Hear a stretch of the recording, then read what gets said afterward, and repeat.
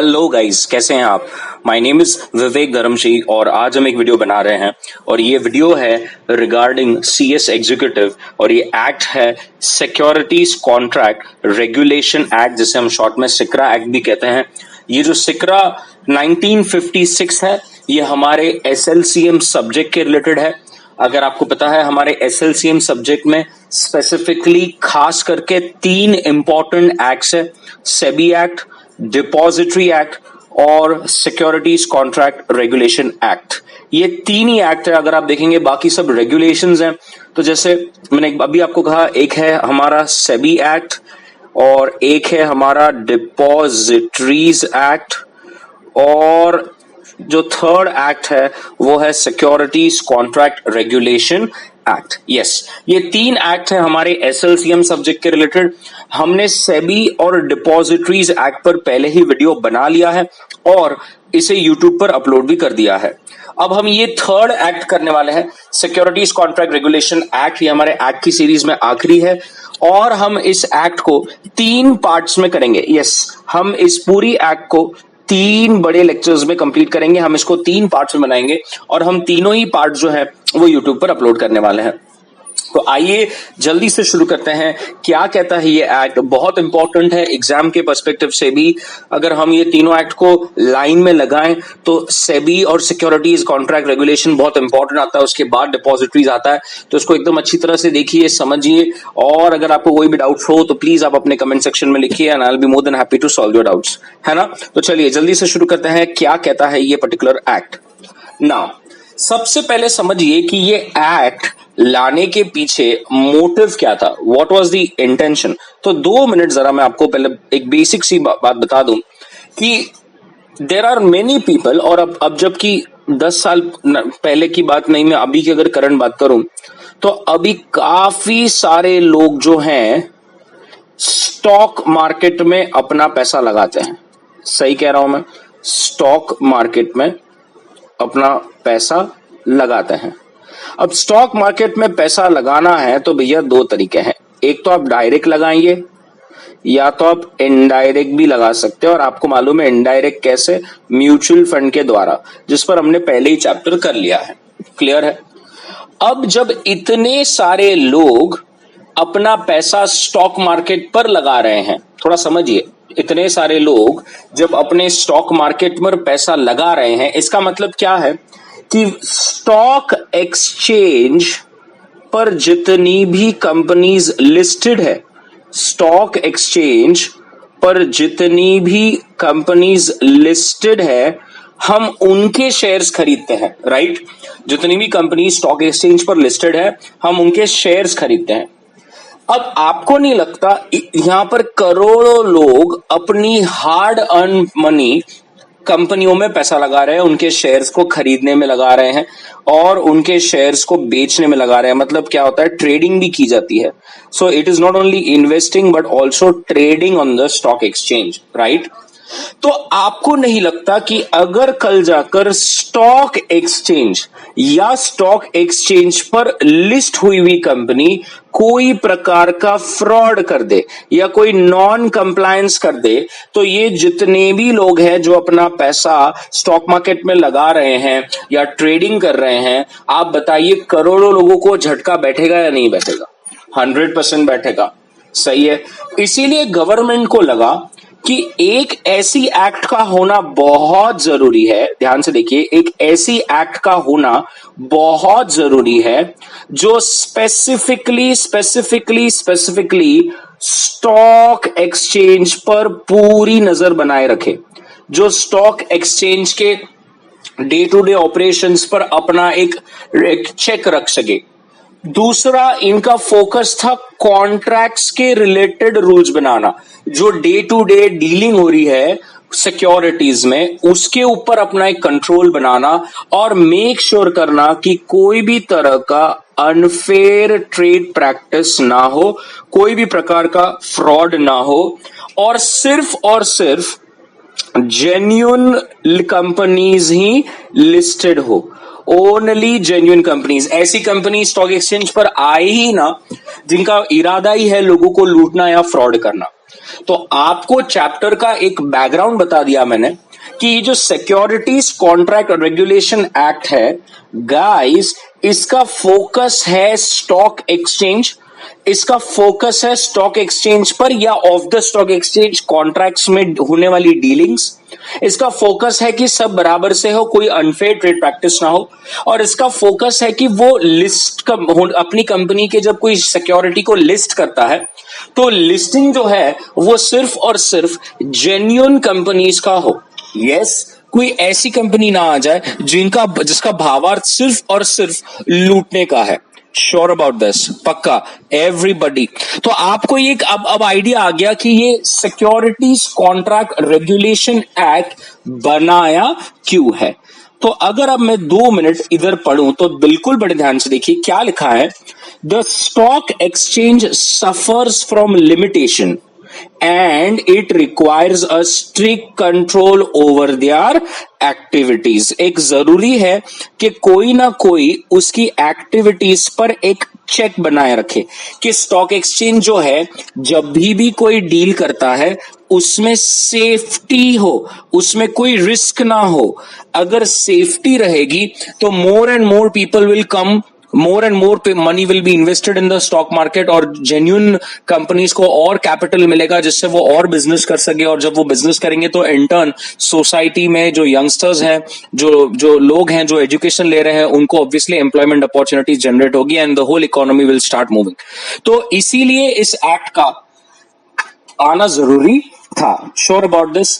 अब ये act pass किया गया so that every stock exchange को एक रिकॉग्निशन मिले।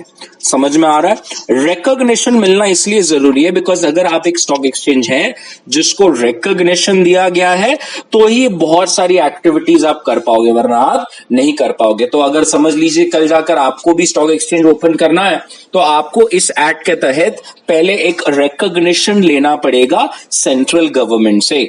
क्लियर है? Sure about this. तो अब 2 मिनट अगर मैं इसके ऑब्जेक्टिव पर ध्यान दूं तो मैंने आपको ऑब्जेक्टिव जो बताया वही है। देखिए क्या कह रहा है वो। It says it wants to prevent undesirable transactions in securities by regulating the business of dealing by providing certain other matters connected therewith। So it just wants कि जो भी सिक्योरिटीज में ट्रांजैक्शंस हो वो जेन्युइन हो, ऐसा कोई ट्रांजैक्शन ना हो जिसमें किसी को लॉस हो जाए, कोई फ्रॉड हो जाए, और स्टॉक एक्सचेंज जो है वो इन्वेस्टर कम्युनिटी के इंटरेस्ट में काम करे। श्योर अबाउट दिस, पक्का। तो एक बैकग्राउंड आपको समझ में आ गया कि सिक्योरिटीज कॉन्ट्रैक्ट एक्ट का मोटिव क्या है। श्योर अबाउट दिस ना। अगर आप देखेंगे तो स्पेसिफिकली ये एक्ट किस चीज को डील करता है, तो यहां पर हमने क्लियर कहा कि सिक्योरिटीज कॉन्ट्रैक्ट 3 चीजों से डील करता है। मैंने अभी आपको पूरा अच्छी तरह से एक्सप्लेन किया किससे डील करता है। एक है स्टॉक एक्सचेंज पर अपनी कड़ी नजर बनाए रखता है। सेकंड, कॉन्ट्रैक्ट्स जो भी होंगे इन सिक्योरिटीज वो भी सब गवर्न करेगा। हम अभी ही देखेंगे कि सिक्योरिटी की डेफिनेशन क्या है, स्टॉक एक्सचेंज की डेफिनेशन क्या है, कॉन्ट्रैक्ट की डेफिनेशन क्या है। अगर आप देखेंगे यहां पर ये जो मैं वर्ड्स को अंडरलाइन कर रहा हूं, ये स्टॉक एक्सचेंज का मतलब क्या होता है, सिक्योरिटीज का मतलब क्या होता है, कॉन्ट्रैक्ट का मतलब क्या होता है, लिस्टिंग का मतलब क्या होता है, हम ये सब डेफिनेशन लाइन बाय लाइन देखने वाले हैं अभी। बट आपको एक बेसिक आइडिया आ जाना चाहिए कि इस एक्ट को करना क्या है, इस एक्ट को बोलना क्या है, ये एक्ट को लाया क्यों गया है। तो स्टॉक एक्सचेंज के डे टू डे ऑपरेशंस पर एक अच्छा सुपरविजन हो, कोई भी कॉन्ट्रैक्ट सिक्योरिटी में होता है तो उसको रेगुलेट करे, उसको गवर्न करे, और ऑब्वियसली जो कंपनीज लिस्ट होती है, जो अपनी सिक्योरिटीज को लिस्ट करवाती है, उसके रिलेटेड भी इन्होंने काफी रूल्स बनाए हैं। अब सिक्योरिटीज कॉन्ट्रैक्ट रेगुलेशन एक्ट कब आया, तो बिल्कुल बड़े ध्यान से देखिए। Securities contract regulation came on 20th of February 1957। याद रखना है ये डेट, 20th of February 1957 को आया है। and it extends to whole of India। yes, it extends to whole of India। ये एक्ट क्या बताता है, अगर आप ध्यान से देखेंगे ये एक्ट क्या बताता है, ये कहता है it gives you the detail procedure how the stock exchange can get recognition from government और सेबी। तो एक तरह से वो ये बताता है कि आपको अगर रिकॉग्निशन चाहिए, आप अगर एक स्टॉक एक्सचेंज को रिकॉग्नाइज स्टॉक एक्सचेंज बनना है तो उसकी प्रोसीजर क्या होगी, ये प्रोसीजर के बारे में बताएगा। सेकंड वो कह रहा है it shows about procedure for listing of companies, मतलब दूसरा वो बताएगा, ये तो आपका पहला हो गया, दूसरा वो बताता है what is the procedure of listing, अगर मेरे को मेरे सिक्योरिटीज लिस्ट कराने हैं तो क्या प्रोसेस है। और थर्ड ब्रोकर्स को, सो थर्ड इज ब्रोकर्स का परचेज और सेल के रिलेटेड, मतलब ब्रोकर्स को किस तरह से काम करना है, कौन एलिजिबल रहेगा मेंबरशिप के लिए, कौन ब्रोकर बन सकता है, कौन नहीं बन सकता, इन चीजों पर ये जो एक्ट है वो चर्चा करेगा। एक बार हम फिर से देख लें किन चीजों पर चर्चा करेगा। एक, स्टॉक एक्सचेंज के रिकॉग्निशन पर, दूसरा लिस्टिंग ऑफ कंपनीज, एक कंपनी को जब लिस्ट होना है स्टॉक एक्सचेंज पर तो उसके ऊपर, और थर्ड ब्रोकर्स जो इन्वेस्टर के बिहाफ पर बाय करते हैं, सेल करते हैं, उनके रिलेटेड भी रूल्स यहां पर बनाए जाएंगे। क्या ये क्लियर है आपको? Sure about this? पक्का? एक बार फिर से मैं पूरी स्लाइड्स को घुमा दूं तो मैंने आपको स्टार्ट से क्या बताया, ये एक्ट का मोटिव क्या था। ये एक्ट का मोटिव था कि स्टॉक एक्सचेंज पर प्रॉपर रेगुलेशन हो, सुपरविजन हो, जो भी सिक्योरिटीज पर डील होता है वो सब कॉन्ट्रैक्ट्स को गवर्न करें और एकदम जेन्युइन कंपनीज ही अपने शेयर्स को स्टॉक एक्सचेंज पर लिस्ट करें। ये इसका मेन पर्पस था। यहां पर ये दिख सकता है आपको व्हाट इट डील्स विद, और इसका फोकस सिर्फ और सिर्फ इस तीन चीजों पर है। यहां पर हमने देखा कि ये कब आई थी एक्ट, तो ये एक्ट आई थी 20th of February 1957। It is applicable to whole of India, और इसका अगेन जैसे हम बोलेंगे एक्ट में फिर से बोला है कि हमारा फोकस जो है वो स्टॉक एक्सचेंज पर है, उसके रिकॉग्निशन पर है, प्रोसीजर ऑफ लिस्टिंग के कौन सी कंपनीज लिस्ट करेगी, उनकी क्या एलिजिबिलिटी क्राइटेरियाज है, और ब्रोकर्स के एलिजिबिलिटी क्राइटेरियाज के बारे में भी बोला है। Sure about this? पक्का? एवरीबडी क्लियर है? थोड़ा सा अगर मैं आपको एक बेसिक अगर चीज बता दूं तो याद रखना है, ऑब्वियसली जो SCRA एक्ट में जो पावर्स दिए गए हैं, ये जो पावर्स हैं ये नॉर्मली सेंट्रल गवर्नमेंट में department of economic affairs DEA, बहुत सारे powers department of economic affairs और सेबी मिलकर एक्सरसाइज करते हैं। याद रखना है, डिपार्टमेंट ऑफ इकोनॉमिक अफेयर्स और सेबी ये मिलकर जो है बहुत सारे पावर्स जो है वो एक्सरसाइज करते हैं। इनके हाथ में बहुत सारे पावर्स हैं regarding contract, regarding securities, regarding derivative products and so fourth. Sure about this? पक्का? एवरीबडी। तो चलिए आगे बढ़ते हैं। अब यहां पर मैंने तुरंत आपको सेक्शन 28 बता दिया, और इस पर्टिकुलर जो सेक्शन है इसमें लिखा है non applicability of the act, मतलब ये एक्ट जो है वो किस पर लागू नहीं होगा। अब आप बोलोगे सर किस पर लागू नहीं होगा इन द सेंस, अभी 2 मिनट आपको मैंने पीछे क्या बताया कि अगर किसी को अपनी कंपनी जो है वो लिस्ट करानी है, ठीक है, अपनी सिक्योरिटीज जो है वो लिस्ट करानी है, तो आपको आगे बताया जाएगा कि आपको परमिशन लेनी पड़ेगी, आपको स्टॉक एक्सचेंज से परमिशन लेनी पड़ेगी, आपको जो ये एक्ट में बोला है वो सब रूल्स को फॉलो करना पड़ेगा। तो ये एक्ट ने बड़ी खतरनाक तरीके से क्या बोल दिया स्टार्ट में कि नॉन एप्लीकेबिलिटी ऑफ एक्ट, मतलब इसके अंदर आपको जो रिटर्न्स फाइल करने हैं, इसके अंदर आपको जो ड्यूटीज फॉलो करने हैं, इसके अंदर जो आपको रिक्वायर्ड परमिशन लेना है, इसके अंदर जो आपको लिस्टिंग रिक्वायरमेंट्स का जो परमिशन है वो लेना है, रूल कहता है वो गवर्नमेंट को, यहां पर गवर्नमेंट का मतलब दोनों है, सेंट्रल और स्टेट दोनों ही, रिजर्व बैंक ऑफ इंडिया को, कोई लोकल अथॉरिटी को, कोई corporation setup by special law है उसको, या कोई ऐसी सिक्योरिटी हो जो कन्वर्टेबल या शेयर वारंट हो विच हैज अ राइट कि उससे आपको मतलब जो कंपनी ने ये इशू किया है आपको उसके बेसिस पर कोई राइट मिले, ऐसी कोई इंस्ट्रूमेंट पर ये पर्टिकुलर एक्ट जो है वो लागू नहीं होती। इसका मतलब यह है कि कल जाकर अगर सेंट्रल गवर्नमेंट कोई कंपनी लाती है और वो कंपनी की सिक्योरिटीज को अगर उसे लिस्ट करना है तो उसे इस एक्ट में लिखे गए कर्तव्यों को फॉलो करने की जरूरत नहीं है। क्या ये क्लियर हो गया है? आपको ये लर्न कर लेना है कि ये एक्ट किसको लागू नहीं है, ये एक्ट गवर्नमेंट को लागू नहीं है, ये act Reserve Bank of India को लागू नहीं है. It is not applicable to local authority, not applicable to any corporation set up by a special law or any other security which is convertible in nature or a share warrant or any option as far as the entities जो जिस person के favour में ये issue किया हो उसको. तो याद रखना है ये सब चीजों पर ये सेक्शन लागू नहीं होता. हाँ, स्पेसिफिकली सेक्शन 28 में यहां तक ये भी लिखा गया है कि कल जाकर एक रेसिड्यूरी कंडीशन बनाई गई है, कल जाकर अगर सेंट्रल गवर्नमेंट को लगता है कि उन्हें और भी किसी एंटिटी को इस एक्ट से एग्जेम्पशन देना है तो वो ये एग्जेम्पशन दे सकती है.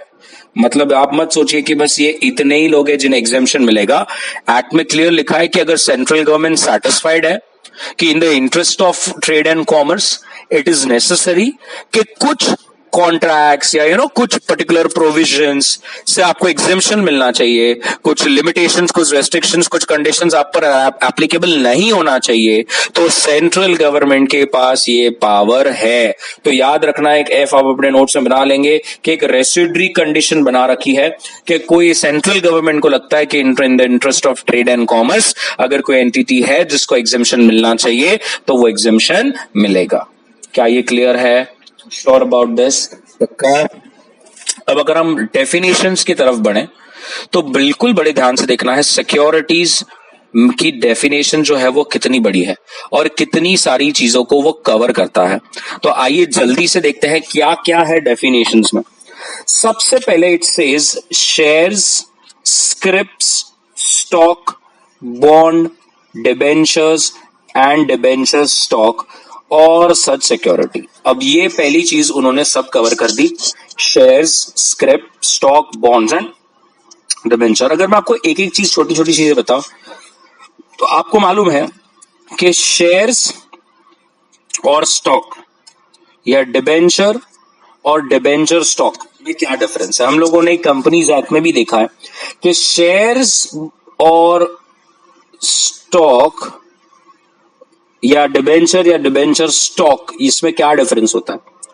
तो जैसे आपको मालूम है कि शेयर्स जो है वो कंपनी इशू कर सकती है, स्टॉक इशू नहीं कर सकती. स्टॉक इशू करने के बाद शेयर्स इशू करने के बाद स्टॉक बनाया जाता है. प्लस शेयर्स जो है वो हम फ्रैक्शन में नहीं बेच सकते या ले सकते. स्टॉक जो है हम वो फ्रैक्शन में ले सकते हैं, फ्रैक्शन में बेच सकते हैं. प्लस शेयर्स जो है उसके वोटिंग राइट्स नहीं होती, स्टॉक जो है उसके वोटिंग राइट्स, शेयर्स जो है उसकी वोटिंग राइट्स रहती है, स्टॉक जो है उसके वोटिंग राइट्स नहीं रहते. तो याद रखना ये शेयर्स और stocks same is debenture and debenture stock. अब आप बोलेंगे इसलिए यहाँ पर बॉन्ड भी है. यस, बॉन्ड्स और डिबेंचर में भी डिफरेंस है. जैसे bonds is specifically a word used when the government issues. Debenture is a word, debt instrument, when it's a corporate that issues. So एक तरह से कोई debt है जैसे bond और debentures, या कोई ownership है जैसे shares या stock. अब आप बोलेंगे सर यहाँ पे ये scripts भी तो लिखा है. वैसे थोड़ा समझिए, जब हम कोई शेयर की फिजिकल कोई शेयर होता है ना तो हम उसे कहते हैं कि शेयर्स. याद रखना वही शेयर्स जब इलेक्ट्रॉनिक फॉर्म में होता है. जैसे आज हम लोग जो है, मैं जब शेयर्स में ट्रेड करता हूं तो हम लोग फिजिकली थोड़ी करते हैं, हम लोग जीरो अड्डा या एंजल ब्रोकिंग या शेयर खान या ऐप के थ्रू शेयर्स को डील करते हैं. तो फिर उसको शेयर्स नहीं बोलते, स्क्रिप्ट्स बोलते हैं. तो बात एक ही है, जब इलेक्ट्रॉनिक फॉर्म में रहे तो हम उसको स्क्रिप्ट कहते हैं, जब फिजिकल फॉर्म में रहे तो हम उसको शेयर्स कहते हैं. क्लियर है? तो सिक्योरिटीज में पहले तो आपका ये वाला पार्ट आ गया, shares, bonds, debentures and so forth. Second आ गया डेरिवेटिव्स. डेरिवेटिव्स का मतलब आपको मालूम है, या फॉरवर्ड्स है, फ्यूचर्स है, ऑप्शंस है, ऐसे contracts which derives its value from some underlying asset. Third, collective investment scheme के तहत इशू किए गए units. Yes, collective investment schemes. अब ये अपने आप में एक चैप्टर है, हमने खत्म किया है इसको क्लास में. तो कलेक्टिव इन्वेस्टमेंट स्कीम्स के द्वारा कोई यूनिट्स इशू हुआ हो तो वो. नेक्स्ट, सिक्योरिटी, सरफासी एक्ट जैसे हम बोलते हैं, सरफासी एक्ट के तहत इशू किया हुआ सिक्योरिटीज रिसिप्ट. तो सिक्योरिटाइजेशन जो कॉन्सेप्ट होता है जहां पर बैंक्स जो होती है वो अपना लोन पोर्टफोलियो सिक्योरिटाइज करती है एक अलग एसपीवी व्हीकल में, और एसपीवी उस डेट को, उस लोन्स एंड एडवांसेस को एक तरह से एक चार्ज बनाकर एक अपने पास एक पूल ऑफ एसेट्स क्रिएट कर जो रिसिप्ट्स इशू करती है, बॉन्ड्स बनाती है, वो भी इसमें कवर्ड है. नेक्स्ट, म्यूचुअल फंड से इशू किए गए यूनिट्स।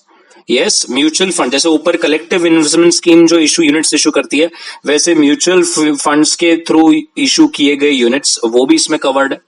नेक्स्ट, यहां पर कोई ऐसी सर्टिफिकेट या इंस्ट्रूमेंट जो एक इन्वेस्टर ने इशू करी है और which is respect to special purpose vehicle which is includes mortgage debt assign to such entity and you acknowledge the interest of such investor in such debt. तो against ऊपर जैसा हमने ये सिक्योरिटाइजेशन सरफासी एक्ट जैसा बोला, ditto वैसा यहां पर है।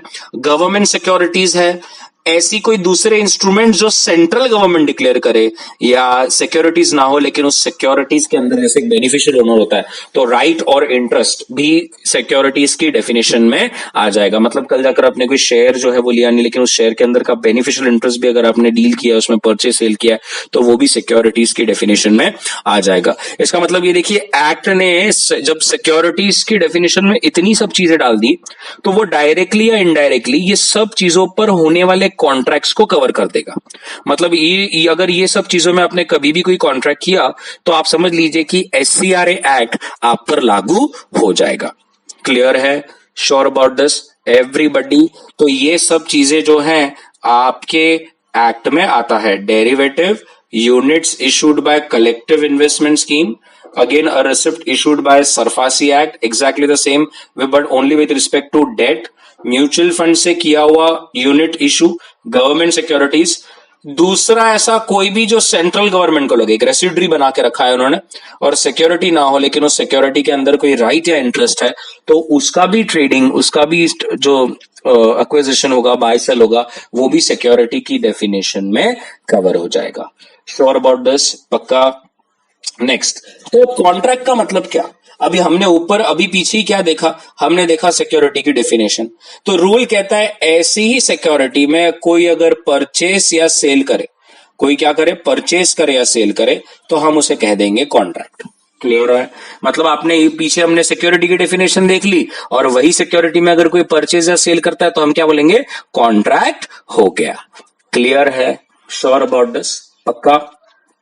अब स्पॉट डिलीवरी कॉन्ट्रैक्ट, तो स्पॉट डिलीवरी कॉन्ट्रैक्ट का मतलब होता है कि आज जब आप कॉन्ट्रैक्ट करते हो तो आज के आज ही सिक्योरिटी को डिलीवर करना है और आज ही के आज पैसे लेने हैं। So exchange of security and exchange of money is done on the same date when the contract is entered. So अगर आप यहां पर देखेंगे क्या लिखा है, actual delivery of security and the payment of prices on the done on the same day।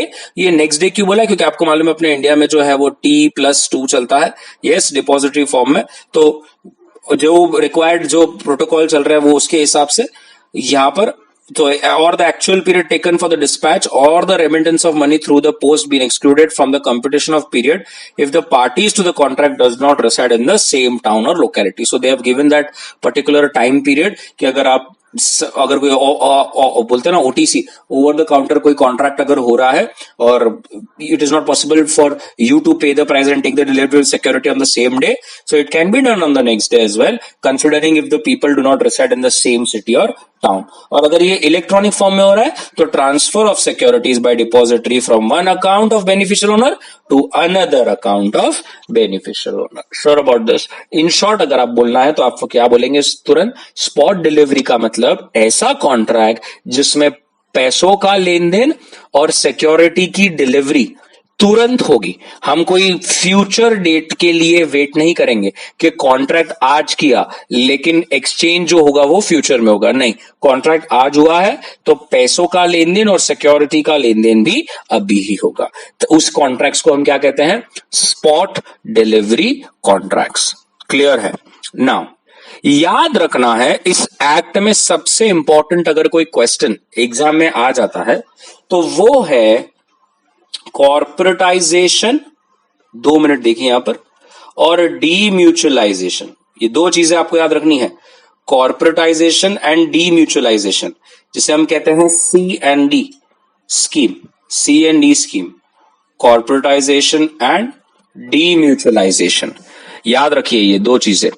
अब ये कॉर्पोरेटाइजेशन क्या है और ये डीम्यूचुअलाइजेशन क्या है, अब ये बहुत इंपॉर्टेंट है और ये पहले होता था, अब तो ऑब्वियसली सब कंपनी के फॉर्म में। मैं आपको 2 मिनट बता दूं ये क्या होता है, पूरा ध्यान से देखिए। इस पहले जो स्टॉक एक्सचेंज होते थे ना, पहले जो स्टॉक एक्सचेंज होते थे, either they were in the form of AOP, that is association of person, और they use to be run as a cooperative society. समझ में आ रहा है? तो एक तो वो एसोसिएशन ऑफ पर्सन, जैसे आपको अगर मालूम होगा there are different types of person जिसके अंदर हम बिजनेस कर सकते हैं, जैसे प्रोप्राइटर है, पार्टनरशिप है, ट्रस्ट है, यस। तो उसी तरह से एओपी या कोऑपरेटिव सोसाइटी के फॉर्म में पहले स्टॉक एक्सचेंज का बिजनेस होता था। लेकिन आपको मालूम है कि इस बिजनेस में ओनरशिप, मैनेजमेंट एक रहता है, लाइबिलिटी जो है उसका दिक्कत है, प्लस यहां पर कॉर्पोरेट स्ट्रक्चर नहीं होता। इसीलिए इस एक्ट के आने के बाद it was compulsory for every stock exchange to go for corporatisation. Yes, to go for corporatisation. और कॉर्पोरेटाइजेशन का मतलब है कि अब एक ऐसा स्टॉक एक्सचेंज बनेगा which will be in the form of company. It was compulsory कि अब आपका जो स्टॉक एक्सचेंज रहेगा वो कंपनी के फॉर्म में रहेगा। और ये जो स्टॉक एक्सचेंज है, ये पहले जो आपका stock exchange either in the form of AOP या कोऑपरेटिव सोसाइटी था, ये उसे टेक ओवर कर ले और उसके पूरे असेट्स, लायबिलिटीज, बिजनेस जो है वो उसमें कन्वर्ट हो जाए। जैसे नॉर्मली हमारी पार्टनरशिप फर्म होती है, फिर हम उसे क्या करते हैं, कंपनी में कन्वर्ट कर देते हैं। सो एक नॉन कॉर्पोरेट स्ट्रक्चर से हम कॉर्पोरेट स्ट्रक्चर की तरफ मूव ऑन करते हैं। वैसे ही जो भी स्टॉक एक्सचेंज पहले जिनका जो कंपनी फॉर्म में नहीं थे, जो एओपी या कोऑपरेटिव सोसाइटी के फॉर्म में चलते थे, उन सबको अब कंपलसरी क्या करना पड़ा, कॉर्पोरेटाइजेशन करना पड़ा। कॉर्पोरेटाइजेशन का मतलब क्या हो गया, सबको कंपलसरी अभी बिजनेस जो है, स्टॉक एक्सचेंज का जो बिजनेस है, ट्रेडिंग ऑफ इन सिक्योरिटीज, अब वो उसको कौन से फॉर्म ऑफ ऑर्गेनाइजेशन में करना है, कंपनी फॉर्म ऑफ ऑर्गेनाइजेशन में उसको अपना बिजनेस करना है। क्लियर है एवरीबॉडी? तो यहां पर अब क्या बोल दिया, देखिए उन्होंने कॉर्पोरेटाइजेशन का मतलब क्या बोल दिया। उन्होंने कहा इट इज मीन्स सक्सेशन, एक minute sorry, it is succession of a recognised stock exchange, जो पहले either was a body of individual और a society registered under act by another stock exchange which will be now a company incorporated. Now it will be a company which is incorporated, मतलब it will be in the form of a company जो उसका पूरा business जो है वो ले लेगा। और वो बिजनेस क्या है, असिस्टिंग, रेगुलेटिंग और कंट्रोलिंग द बिजनेस काय का of buying, selling, dealing in securities carried on by such individuals और सोसाइटी। तो ये जो सोसाइटी और बॉडी ऑफ इंडिविजुअल्स के तहत जो बिजनेस होता था, किस चीज का बिजनेस होता था, असिस्टिंग, रेगुलेटिंग और कंट्रोलिंग काय का, सिक्योरिटीज में जो भी आप बाय सेल डील करते थे। अब एक अनदर स्टॉक एक्सचेंज जो कि इनकॉर्पोरेटेड रहेगा अंडर द कंपनीज एक्ट, वो इस स्टॉक एक्सचेंज का पूरा बिजनेस जो है वो टेक ओवर कर ले। तो इस स्कीम को हम कहते थे corporatisation scheme. It is compulsory और अब हर स्टॉक एक्सचेंज जो है वो कंपनी फॉर्म में है। Sure about this? पक्का? So you can just see the picture, the trading floor in 1950. Yes, the trading floor in 1950 and the after corporatization, now obviously the stock exchange is in the form of a company registered under the Companies Act, and therefore you know its liabilities. There are various shareholders जो stock exchange के जो है वो shares hold करते हैं। तो there's a separate governing body, the management is different, the owners are different, and now everything is going on very smoothly. तो corporatization आपको याद रखना है, now you cannot do the business in any other form of organization other than a company. Clear है? Now demutualization क्या है? demutualization में क्या होता था, अब थोड़ा 2 मिनट आप यहां पर देख लीजिए। demutualization में क्या होता था, let us say for example, पहले एक स्टॉक एक्सचेंज होता था, ठीक है। अब वो स्टॉक एक्सचेंज को में जो क्या कहते हैं उसे, जो मेंबर्स होते थे, यस, जो मेंबर्स होते थे, एक मिनट, जो मेंबर्स होते थे, दे वर ऑल ब्रोकर्स, ठीक है। मतलब आप, व्हाट आई मेंट टू से इज, जो स्टॉक एक्सचेंज के ओनर्स हैं, जो ये स्टॉक एक्सचेंज को चलाते थे, वो ब्रोकर थे, और वो ब्रोकर ही जो है वो स्टॉक एक्सचेंज पर अपना बिजनेस कर रहा है। आप समझ रहे हैं क्या हो रहा है? मतलब इट्स लाइक द ब्रोकर का ही बॉडी है जो स्टॉक एक्सचेंज को चला रहा है। मतलब आप देखिए, देयर आर सम इंडिविजुअल्स, कुछ ऐसे इंडिविजुअल्स हैं जो स्टॉक एक्सचेंज के ओनर भी है और उसी स्टॉक एक्सचेंज पे मेंबर है, ट्रेडिंग मेंबर्स हैं, मतलब क्या एक तरह से ब्रोकर भी है। तो अब ये तो बहुत गड़बड़ हो जाएगा। मतलब आप समझिए गड़बड़ कैसे होगा, कल जाकर अगर कोई कंपनी को स्टॉक एक्सचेंज पे लिस्ट होना है, राइट, तो वो तो स्टॉक एक्सचेंज से बात करेगा। अब स्टॉक एक्सचेंज के मेंबर्स कौन है? ब्रोकर। मतलब ये तो ऐसा हो गया कि मैं स्टॉक एक्सचेंज को कोई भी इंफॉर्मेशन बता रहा हूं तो वो किसको बता रहा हूं? ब्रोकर को बता रहा हूं। तो आपको नहीं लगता हमने एक चैप्टर पढ़ा था कि price sensitive information, unpublished price sensitive information, right, insider trading. तो ये तो ऐसा हो गया कि मैं ब्रोकर को ही बता रहा हूं, ब्रोकर को सब इंफॉर्मेशन मिल रही है, बिकॉज ब्रोकर का ही कार्टेल है जो स्टॉक एक्सचेंज का ओनर है, चला रहा भी वो है और ब्रोकर भी वो है। तो ये तो बहुत गड़बड़ वाला बात हो जाएगा, इसमें तो फ्रॉड होने के सबसे ज्यादा चांस है। तो अब उन्होंने क्या किया, डीम्यूचुअलाइजेशन में क्या हुआ, थोड़ा ध्यान से देखिए। डीम्यूचुअलाइजेशन में अब उन्होंने क्या बोला, लेट अस से उन्होंने कहा कि भैया देखिए, आप यहां पर एग्जाम्पल के तौर पर आप 6 लोग हैं, ठीक है, आप 6 लोग हैं। अब आप डिसाइड कर लीजिए आपको क्या बनना है। आपको स्टॉक एक्सचेंज का ओनर या शेयर होल्डर बनना है या आपको इसका ट्रेडिंग मेंबर बनना है। आप समझ में आ गए क्या हो रहा है? अब एक तरह से you have to occupy one position. You can not say that I will be the member, I will be the broker, I will be the trading member and I will also be the owner और the share holder of the Bombay stock exchange. If you are both, then obviously again there is a chances of fraud happening. So you select one. If someone says, let us say for example this बंदा says कि boss I want to be a shareholder, तो उसको बोलते थे अब एक काम कर, फिर तू तेरा ट्रेडिंग जो मेंबरशिप है उसको तू छोड़ दे, तू ब्रोकरशिप का लाइसेंस जो है तो सरेंडर कर दे। लेट अस से फॉर एग्जांपल ये बंदा कहता है कि नहीं मेरे को तो ब्रोकर ही रहना है, तो उसको बोलते थे ठीक है भैया, फिर तेरे पास जो शेयर्स हैं, तेरे पास जो ओनरशिप है स्टॉक एक्सचेंज की, तो वो किसी और को बेच दे। लेकिन अब जो है हमको ये ऐसा नहीं होना कि एक ही व्यक्ति ओनर या शेयर होल्डर है और वही व्यक्ति उधर ब्रोकर भी है, ट्रेडिंग मेंबर भी है, तो फिर यार वो अनसाइडर ट्रेडिंग वाला काम जो है वो पूरा शुरू हो जाएगा, राइट। तो इसीलिए इस कॉन्सेप्ट को उन्होंने क्या बोला, डी म्यूचुअलाइजेशन। डीम्यूचुअलाइजेशन का मतलब है ये जो म्यूचुअल बेनिफिट आप लेते थे कि ओनर भी आप और ब्रोकर भी आप, अब ये नहीं चलेगा, अब ये आपको जो है तो खत्म करना पड़ेगा। क्लियर हो गई बात? सच्ची समझ में आया आपको कि ये डीम्यूचुअलाइजेशन होता क्या है एवरीबॉडी? तो यहां पर डीम्यूचुअलाइजेशन का देखिए उन्होंने क्या बोला। डीम्यूचुअलाइजेशन में दे स्टेटेड कि it's a segregation of ownership and management from the trading rights of members of a recognized stock exchange, obviously with a scheme approved by SEBI. SEBI को आपको अपनी डीम्यूचुअलाइजेशन मतलब आपकी CND कॉर्पोरेटाइजेशन एंड डीम्यूचुअलाइजेशन स्कीम आपको SEBI में surrender करनी पड़ती है। SEBI सही से देखता है और उसको अप्रूव करता है। तो सेग्रीगेट कर दिया उन्होंने ओनरशिप को और मैनेजमेंट को, और भैया उन्होंने क्लियर कह दिया कि जिसको शेयर होल्डर बनना है, जिसको ओनर बनना है, आप जो है अपने ट्रेडिंग राइट्स जो है वो त्याग दीजिए। जिसको ब्रोकर बनना है, आप ओनरशिप जो है वो किसी और को दे दीजिए। क्लियर है? तो क्या आपको डीम्यूचुअलाइजेशन क्लियर हो गया एकदम अच्छी तरह से? पक्का? श्योर? बढ़ जाऊं आगे। तो यहां पर आप जैसे देख सकते हैं, पहले ऐसा होता था कि ट्रेडिंग फ्लोर है, यहां पर आप देख सक रहे हैं, जहां पर मेंबर्स जो है स्टॉक एक्सचेंज के वो खुद भी क्या होते थे, ब्रोकर रहते थे। जो मेंबर है वही भी ब्रोकर है।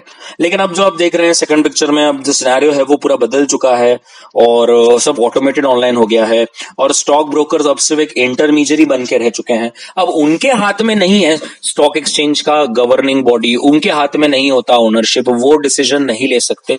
उनकी गवर्निंग बॉडी अलग है जो स्टॉक एक्सचेंज चला रही है और ब्रोकर्स जो हैं वो अलग हैं, वो सिर्फ अब एक इंटरमीडियरी रह गए हैं इन्वेस्टर और स्टॉक एक्सचेंज के बीच में।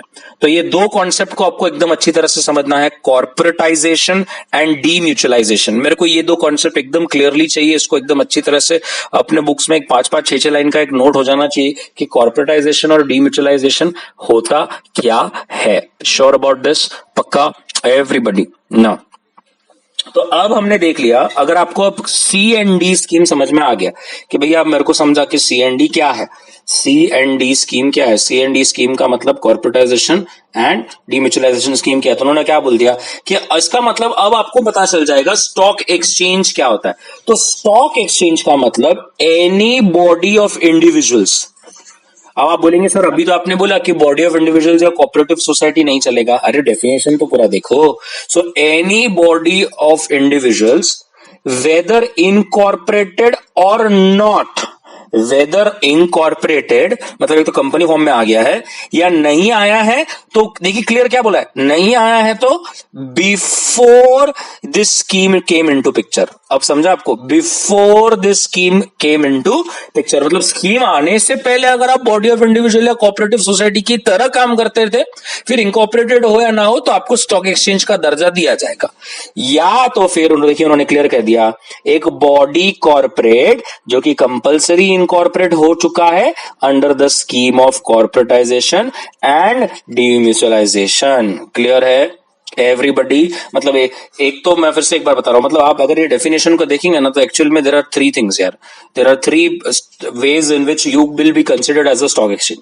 The first is that you are working as a body of individual and आप इनकॉर्पोरेटेड हो या इनकॉर्पोरेटेड ना हो, लेकिन बिफोर है ना, मतलब अभी तक स्कीम नहीं आया है ना, तो आप जो है वो क्या कहते हैं उसको, स्टॉक एक्सचेंज आप माने जाएंगे। सो अगर आप बीओ एक हैं जो इनकॉर्पोरेटेड हुए हैं या ऐसे हैं जो इनकॉर्पोरेट नहीं हुए हैं लेकिन ये before C and D scheme है, तो आपको स्टॉक एक्सचेंज माना जाएगा। या तो थर्ड कहता है अब आप एक कंपनी ही है, यस अब आप एक कंपनी ही है अंडर द कंपनीज एक्ट, और आप वो कंपनी बने हो एक तो स्कीम के तहत या बिना स्कीम के, लेकिन आप कंपनी तो है ना, आप कॉर्पोरेट स्ट्रक्चर में तो काम कर रहे हैं ना, तो आपको स्टॉक एक्सचेंज माना जाएगा। Sure about this? तो एकदम अच्छी तरह से बॉडी ऑफ इंडिविजुअल इनकॉर्पोरेट हुआ हो या ना हुआ हो, लेकिन ये बिफोर स्कीम था ना, तो तब तो इनकॉर्पोरेशन कंपलसरी नहीं था, तो हो गया हो या ना हुआ हो, मतलब स्कीम से पहले आप कंपनी फॉर्म में काम कर रहे हो या ना कर रहे हो, स्टॉक एक्सचेंज तो माने जाओगे।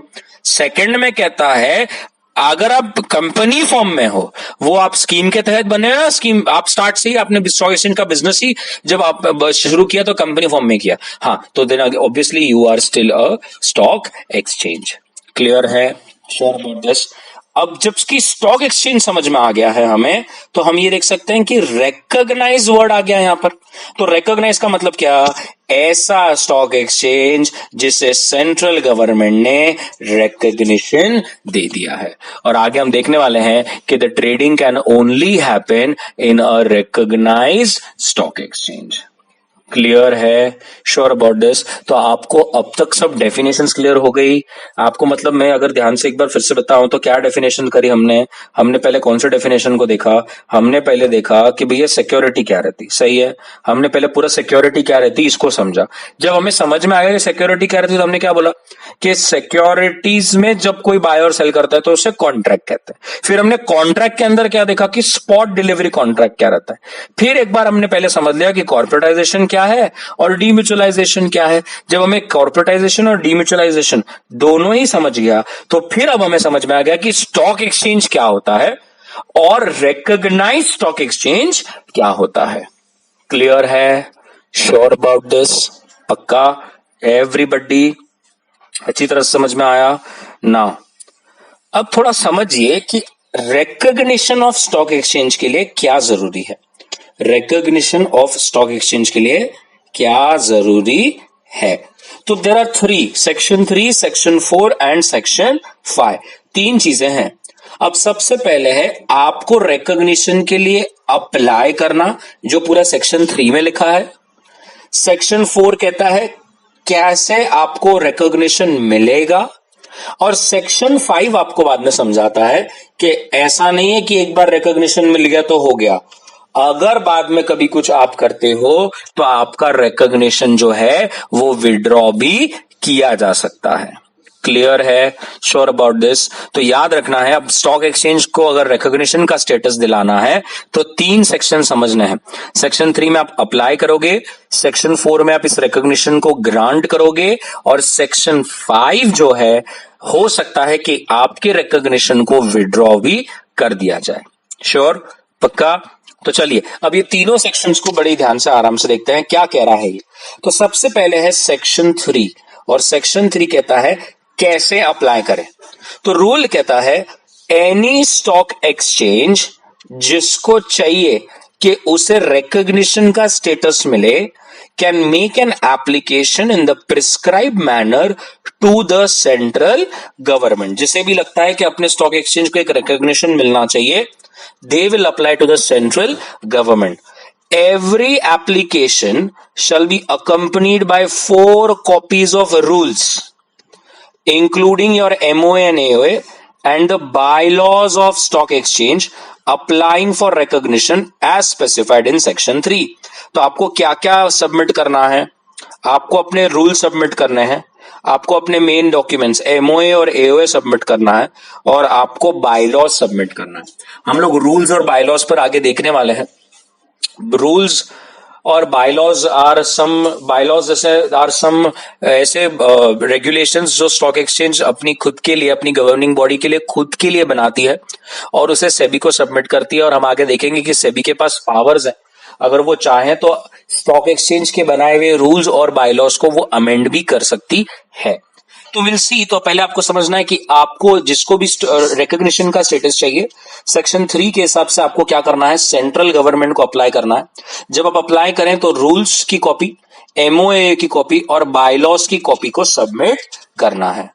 रूल कहता है the application made to the SEBI shall be accompanied by a copy of rules relating to the constitution of stock exchange. तो जो रूल्स हैं वो कौन सी चीज के रिलेटेड होने चाहिए?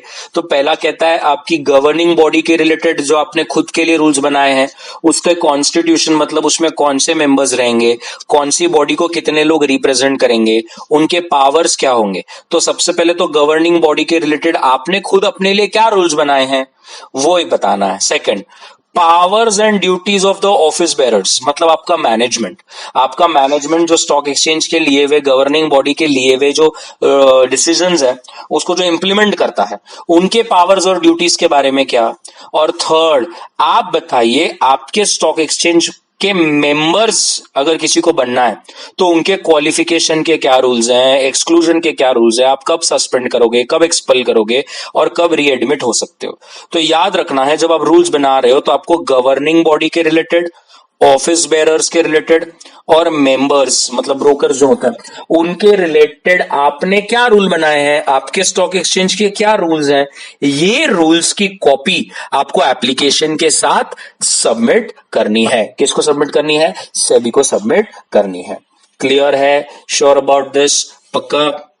गवर्निंग बॉडी के रिलेटेड क्या बताना है, उनके कॉन्स्टिट्यूशन, कितने मेंबर्स रहेंगे और वो कौन सी कम्युनिटी, कौन से लोग, कौन से ग्रुप ऑफ इंडिविजुअल्स को रिप्रेजेंट करेंगे, उनके क्या पावर्स रहेंगे। ऑफिस बेरर्स के रिलेटेड भी पावर्स एंड ड्यूटीज, और मेंबर्स के रिलेटेड उनकी qualification, exclusion, suspension, expulsion and readmission. इस सब कुछ मैटर्स पर आपको रूल्स बनाने हैं, सेबी को अप्लाई करना है कि सेबी हमने हमारे स्टॉक एक्सचेंज के लिए ये रूल्स बनाए हैं और आप जो है हमें रिकॉग्निशन का स्टेटस दीजिए।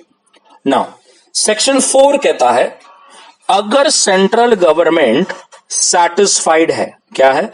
सैटिस्फाइड है after making all the inquiries, भाई उनको जो जो भी इंक्वायरी करनी थी उन्होंने इंक्वायरी की, and also after obtaining further information, मतलब एक तो उन्होंने इंक्वायरी भी करी होगी अपने से, खुद से, और आपको लगता है कि उनको आपसे और भी कोई डिटेल्स चाहिए तो उन्होंने आपसे कोई और भी इंफॉर्मेशन या डिटेल्स मांगी होंगी और आपने वो सबमिट कर दिया। अब उन्हें लगता है कि हाँ आपके दिए हुए रूल्स और बायलॉज जो आपने सबमिट किए हैं, आपके दिए हुए रूल्स और bylaws are in conformity with the conditions, मतलब दे आर सैटिस्फैक्टरी, जैसा सेबी को, सेंट्रल गवर्नमेंट को चाहिए था आपके रूल्स और बायलॉज एग्जैक्टली वैसे हैं। They comply, they cover all the areas जिस एरियाज पर आपने अपने रूल्स, अपने बायलॉज बनाने चाहिए। सेकंड, जहां जहां पर लगता है कि आपने गलत किया है, वो आपको सुझाव दे रहे हैं, मतलब आपको कहेंगे कि यहां पर आपके बायलॉज चेंज कर दो, यहां पर आपके रूल्स चेंज कर दो, और स्टॉक एक्सचेंज विलिंग है कंप्लाई करने के लिए। मतलब स्टॉक एक्सचेंज कह रहा है देखिए सर, हमने तो ये रूल्स बनाए हैं, हमने ये बायलॉज बनाए हैं, लेकिन आप बताइए आपको लगता है कि हमने कोई चेंज करना चाहिए? सेबी कहता है हाँ, यहां पर आप 2 चीजें चेंज कर दो, यहां पर एक एडिशनल रूल बना दो, और स्टॉक एक्सचेंज वो भी कंप्लाई करने को तैयार है। और थर्ड, सेबी को लगता है कि in the interest of public ऐसे स्टॉक एक्सचेंज को रिकॉग्निशन देना चाहिए, तो रूल कहता है it will grant recognition to such stock exchange subject to the conditions imposed upon it as aforesaid and in such form as may be prescribed। Clear है? Sure about this everybody? So section 3 में हमने देखा कि आपको rules, आपको bylaws, आपको MOA AOA की copy submit करनी है, बराबर है, उसको सबमिट करना है। और जब आप सबमिट करोगे तो उन्होंने बोला है कि आपके जो रूल्स हैं, आपके जो बायलॉज हैं, वो कौन से मैटर्स पर रहने चाहिए। तो हमने ये मैटर्स भी देखे, भैया गवर्निंग बॉडी के रिलेटेड, ऑफिस बेरर के रिलेटेड, मेंबर्स के रिलेटेड, इन सब के रिलेटेड जो है वो आपके रूल्स और बायलॉज बनने चाहिए, और आप सेबी को अप्लाई करेंगे। सेक्शन 4 में लिखा है कि सेबी को लगता है कि जो आपने रूल्स और बायलॉज बनाए हैं they are good, they are perfect, they are satisfactory, और जहां पर वो चेंज करने का बोल रहे हैं आप तो चेंज करने को भी रेडी हैं, और प्लस उन्हें लगता है कि पब्लिक के इंटरेस्ट में है, तो फिर आपको क्या हो जाएगा, आपको वो लोग रिकॉग्निशन दे जाएंगे और आप स्टॉक एक्सचेंज से क्या बन जाओगे, रिकॉग्नाइज्ड स्टॉक एक्सचेंज। क्लियर है? Sure about this? पक्का? अब सेक्शन 5 कहता है विड्रॉवल। एक मिनट, सॉरी, सेक्शन 5 क्या कहता है? विड्रॉवल। और विड्रॉवल में अब आपको दिया हुआ रिकॉग्निशन सीजी जो है वो कैंसिल कर सकता है, वो रिकॉग्निशन स्टेटस हटा सकता है। कब कर सकता है, थोड़ा ध्यान से देखिए। वो कहता है द सीजी और सेबी में serve to the governing body of stock exchange, to the governing body of stock exchange एक नोटिस देंगे वो, और return notice will be given कि हम आपका रिकॉग्निशन का जो आपको जो रिकॉग्निशन दिया गया था, स्टेटस दिया गया था, हम वो उसे विड्रॉ कर रहे हैं। और उस नोटिस में क्लियरली लिखा जाएगा कि क्या रीजन है कि हम ये कर रहे हैं। ठीक है, ये नोटिस में क्लियरली बताया जाएगा कि हमें क्यों लगता है कि अब आपका रिकॉग्निशन का जो स्टेटस है वो नहीं रहना चाहिए। रूल कहता है, और ऐसा नहीं है कि बस नोटिस दे दी और खत्म हो गया, आपको अपनी बात रखने का मौका भी दिया जाएगा। The governing body will be given an opportunity कि बॉस आप बताइए आपका स्टेटस क्यों नहीं छीनना चाहिए। और सब सुनने के बाद सेंट्रल गवर्नमेंट को अगर अभी भी लगता है तो सेंट्रल गवर्नमेंट में withdraw by a notification in the official gazette the recognition that was granted to the stock exchange. Clear है? Sure about this? पक्का? एवरीबडी?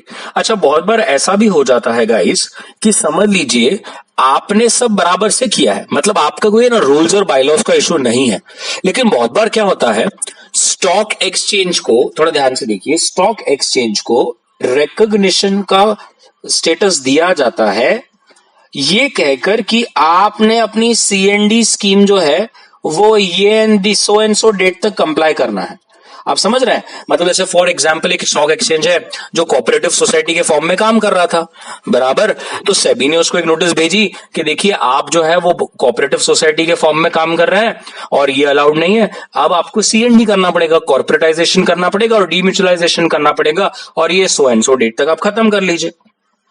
अब आप जो है आपने हाँ बोल दिया, तो सेबी ने बोला ठीक है, subject to this we are giving you the recognition.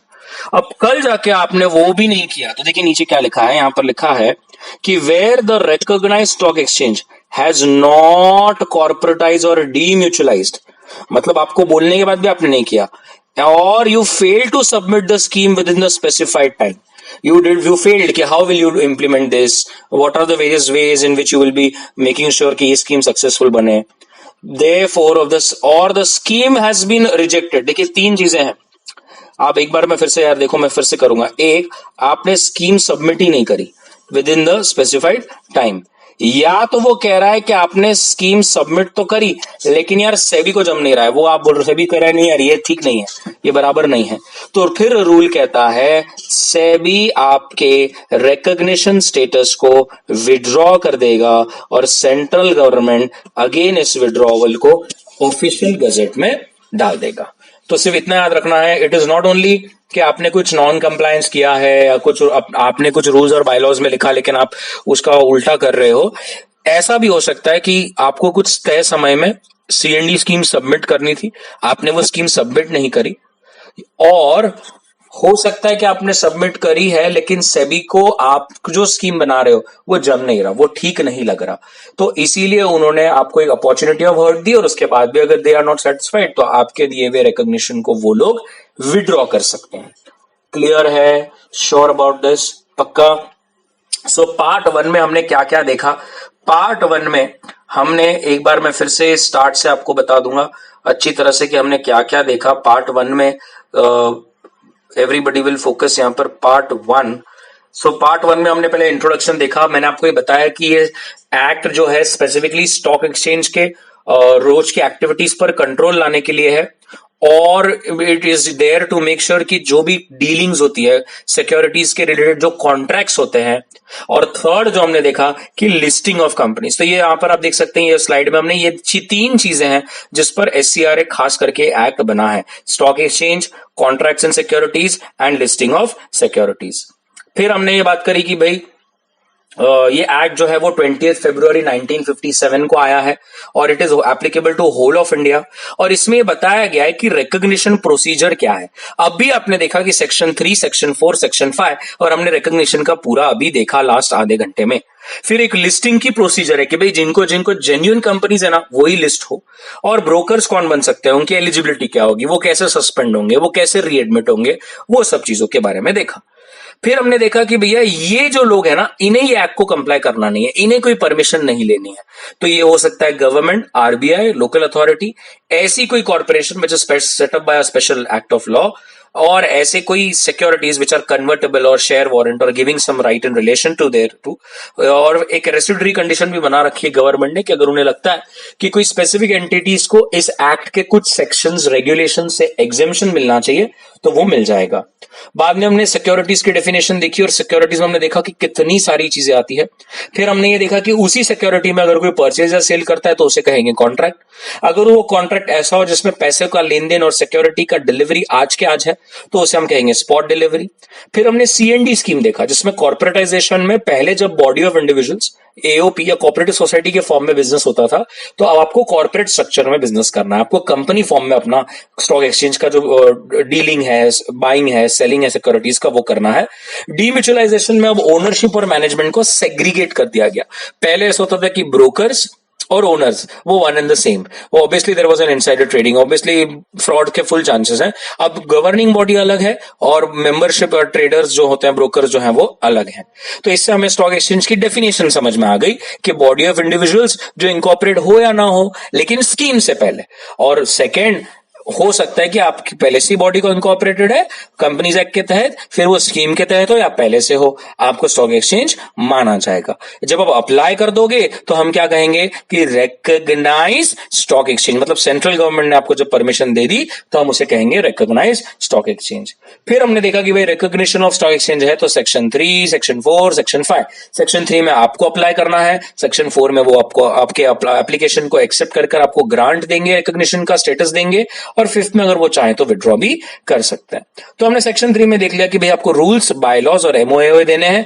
जो रूल्स, बायलॉज और एमओए रहेंगे वो गवर्निंग बॉडी के रिलेटेड होगा, ऑफिस बेरर्स के रिलेटेड रूल्स होंगे, मेंबर्स के रिलेटेड रूल्स होंगे, और ये सब अगर जब सैटिस्फैक्टरी लगता है, उन्हें लगता है कि आपने जो बनाया है वो सही है, या जहां पर वो चेंज करने का कह रहे हैं आप चेंज करने के लिए भी तैयार है, और अगर पब्लिक इंटरेस्ट में है तो आपकी स्टॉक एक्सचेंज को रिकॉग्निशन स्टेटस दिया जाएगा। विड्रॉ भी हो सकता है, रूल कहता है they can withdraw, and before withdrawing they will give you a written notice to the governing body. They will also give you an opportunity of being heard, and still if they feel कि नहीं यार nothing is working out तो they will withdraw your recognition status. Also make sure कि अगर आपने तय समय तक CND स्कीम सबमिट ना की हो या स्कीम सबमिट की हो लेकिन सेबी को आपके बनाए हुए स्कीम नहीं जम रहा है तो वो रिजेक्ट भी कर सकती है। Sure about this everybody? So this was part 1 of SCRA Act.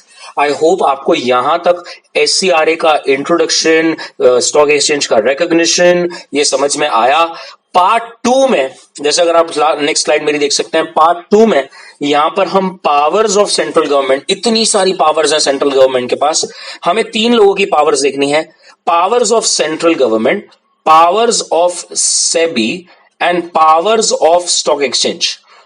Powers of SEBI, powers of central government and powers of stock exchange, हमें ये 3 लोगों की क्या क्या पावर्स है और क्या पेनल्टीज है, ये सब चीजें हम लोग देखेंगे, लेकिन पार्ट 2 में। तो यहां पर मैं पार्ट 1 मेरा खत्म करता हूं।